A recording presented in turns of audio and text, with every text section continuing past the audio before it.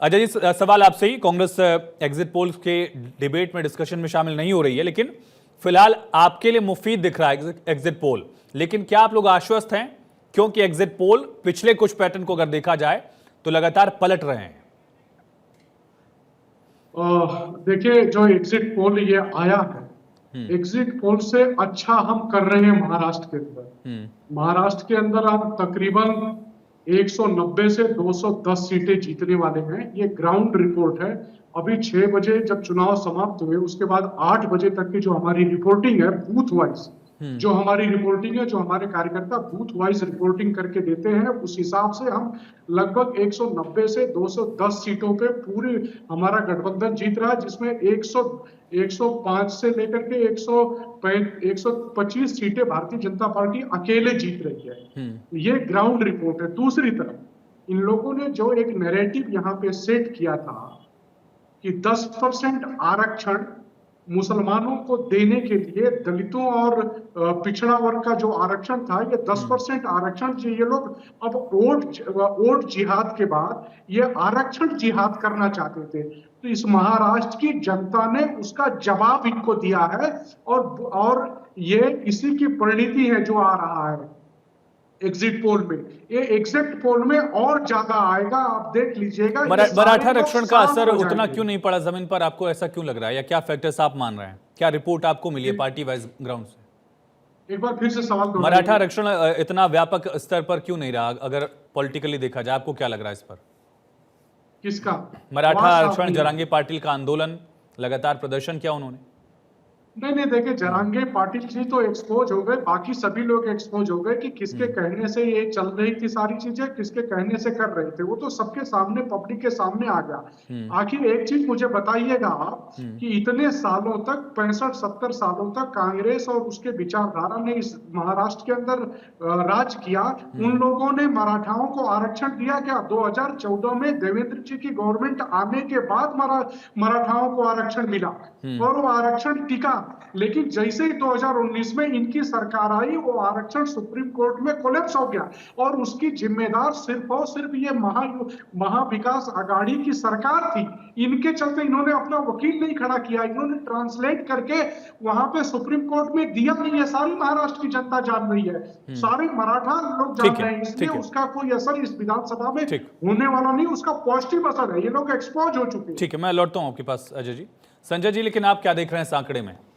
देखिए, ये आंकड़ा जो है ना, वो पिछले कुछ टाइम से जो एग्जिट पोल आ रहे हैं, आप खुद भी कॉन्फिडेंट नहीं है, आपके भी शायद कह रहे हैं कि ये सही हो जाए। कॉन्फिडेंट अगर ऐसा होता तो एग्जिट पोल पे ही सरकार बन जाती, फिर पोल कराने की जरूरत। तो वही कह रहा हूँ कि पहले के एग्जिट पोल पे थोड़ा कॉन्फिडेंस लोगों को रहता था, पर पिछले कुछ 3-4 बार से ऐसा हो रहा है कि एग्जिट पोल पे कॉन्फिडेंस लोगों का गिरता चला जा रहा है, क्योंकि नतीजे बार बार उल्टा ही निकल के आ रहे हैं। तो खैर, हम मान के चलते हैं कि फिलहाल यही है।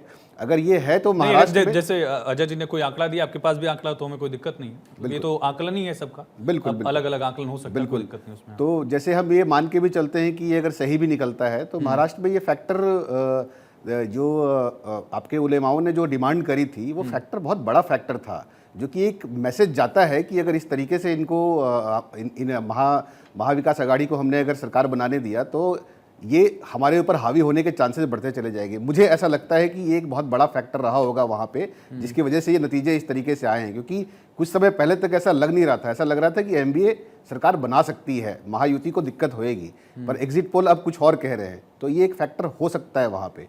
झारखंड में भी आप देखिए कि बड़ा कांटे का टक्कर है, 50-50 का मामला है वहाँ पे। निर्दलियों के भरोसे ही सरकार बनेगी ऐसा दिख रहा है, और चूंकि मैं खुद भी झारखंड से, तो मुझे भी जहाँ तक ग्राउंड से पता है, वो ऐसा पहले से ही है कि मामला 50-50 का ही रहेगा। जब मैं डिस्कस कर रहा था न्यूज़ रूम में ही झारखंड वाला इशू, किसी ने कहा कि अगर संथाल में बीजेपी गेन अच्छा कर लेती है तो बीजेपी सरकार बनाने के आंकड़े तक पहुंच जाएगी। कोल्हान में बीजेपी को इस बार लीड मिलेगी, पिछला आंकड़ा 0 का था, और वहां चंपई के आने से बीजेपी को बढ़त मिलेगी। लेकिन फिर भी इसके बावजूद भी जो संथाल के रिजर्व सीटें हैं, वो डिसाइड करेंगी कि बीजेपी सत्ता में आएगी या नहीं आएगी। बिल्कुल, कितना सही है? देखिए, चंपई सोरेन जी के निकल जाने से और बीजेपी में जाने से मेरे हिसाब से तो कोई बहुत फर्क नहीं पड़ा है। कोल्हान में भी नहीं पड़ रहा है? हाँ, बिल्कुल, क्योंकि आप देखिए, जो अपने हेमंत सोरेन को जेल जाने के बाद जो एक पॉजिटिव सिंपैथी वेव वहाँ पे चला हुआ है झारखंड में और ट्राइबल्स के बीच में, वो थोड़ा बीजेपी पे भारी पड़ता हुआ दिखता है। क्योंकि होना ये चाहिए था कि कोई बंदा अगर दाग लगता है, जेल जाता है, तो उससे एक नेगेटिव सिंपैथी होनी चाहिए, सिंपैथी तो नहीं चाहिए, नेगेटिव वेव क्रिएट होना चाहिए क्योंकि ये दागी बंदा है। बट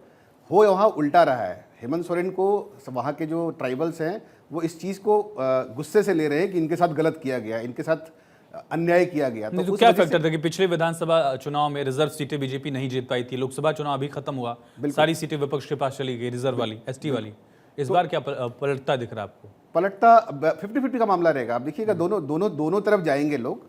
ये मामला बिल्कुल ऐसा एक तरफा नहीं होने जा रहा है। कुछ सीटें बीजेपी को जाएंगी, कुछ सीटें उधर भी जाएंगी। वो जो आपके संथाल की 18 सीटें आती हैं वो बिल्कुल एक्सट्रीम ट्राइबल बेल्ट में आता है, तो वहाँ पे बेनिफिट जो है वो दोनों को मिलेगा। क्योंकि 5 साल जो झारखंड में जेएमएम की सरकार चली है तो कुछ एंटी इनकम्बेंसी का भी मामला है, और बीजेपी की जो पिछले 5 साल के शासन थे उसको भी लोग कंपेयर करते हैं, तो उस कंपैरिजन में निकल के आता है। बट चीज़ें बड़ी थोड़ी मिक्स मैच सी हो गई हैं। ठीक है, इस वजह से वहाँ भी मामला आपके रिजल्ट में अभी एग्जिट पोल में भी आप देख रहे हैं कि कोई बहुत क्लियर विन नहीं है। वो मामला जब ओवरऑल आप देख रहे हो 50-50 का ही दिख रहा है। वो 3-4-5 सीट ऊपर नीचे करके ही मामला बनेगा। वो 23 तारीख को सामने आ जाएगा आपके क्या होगा।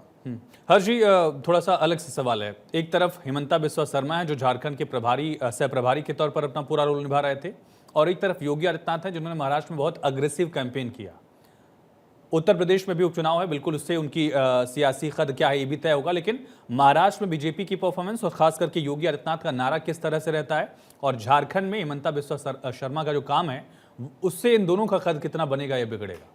देखिए, बिल्कुल जाहिर सी बात है कि बीजेपी इन चीज़ों को बहुत सीरियसली लेती है कि जिनको संगठनात्मक जिम्मेदारी दी जाती है किसी भी स्टेट की, तो उसमें जो लीडर्स भी हैं जिनको ये जिम्मेदारी मिलती है उनका रोल बहुत इंपॉर्टेंट होता है, और दूसरा कि उनकी परफॉर्मेंस कैसी रही वो बहुत बहुत इंपॉर्टेंट हो जाती है। देखिए, महाराष्ट्र की अगर हम बात करें तो पूरे बीजेपी का फोकस रहा है कि हम हरियाणा इलेक्शन से पहले भी बात कर रहे थे कि महाराष्ट्र में जो लग रहा था कि बीजेपी के लिए थोड़ा डिफिकल्ट एक सेलिंग की सिचुएशन हो सकती है, उस वजह से इलेक्शन डिले भी हुए, ये क्लियर बात है। अदरवाइज हरियाणा इलेक्शन के साथ साथ हो जाना था। अब हरियाणा में जो अच्छी परफॉर्मेंस रही उसके बाद ये है कि कम से कम महायुति जो बीजेपी लेड कोएलिशन है उसमें कॉन्फिडेंस की भावना है, और जो ये बटेंगे तो कटेंगे वाला जो नारा है ये बिल्कुल कारगर साबित हो रहा है ग्राउंड पे। देखिए, ये कहीं ना कहीं जो मैं उस चीज से थोड़ा डिसएग्री करता हूं कि हरियाणा में बटेंगे तो कटेंगे वाला नारा इतना ज्यादा प्रबल नहीं रहा। वहां पे था साइलेंट वोटर और एक डोमिनेंट वोटर जो था, हाँ। जो कास्ट कॉम्बिनेशन था, फिर जो डेवलपमेंट थी, फिर मोदी जी के नाम पे अक्रॉस कास्ट लाइंस लोगों ने भाजपा को वोट दिया। लेकिन क्योंकि देखिए हरियाणा में क्या है, मुस्लिम पॉपुलेशन मेवात तक ही कन्फाइंड है और ज्यादा वो कहीं और इतना ज्यादा उसका प्रभाव नहीं दिखता। लेकिन महाराष्ट्र में हिंदू मुस्लिम वाली जो पूरी की पूरी सिचुएशन है, खासकर जितने भी महानगर हो गए, मुंबई हो गया, बाकी महानगर हो गए, वहां पे हिंदू मुस्लिम की स्थिति बहुत ही ज्यादा एक निर्णायक उसमें आ जाती है। तो वो नुमानी का जो एक फतवा कह लीजिए या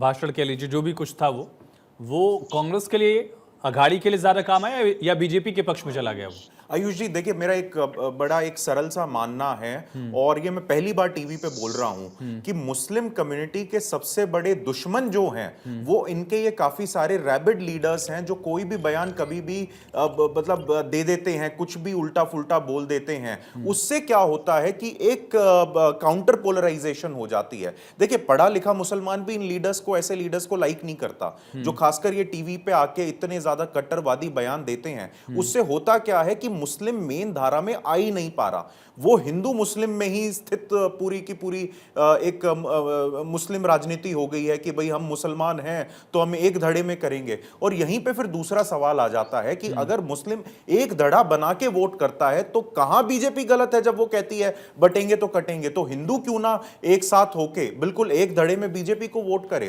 तो अगर पोलराइजेशन है तो काउंटर पोलराइजेशन बिल्कुल होगा,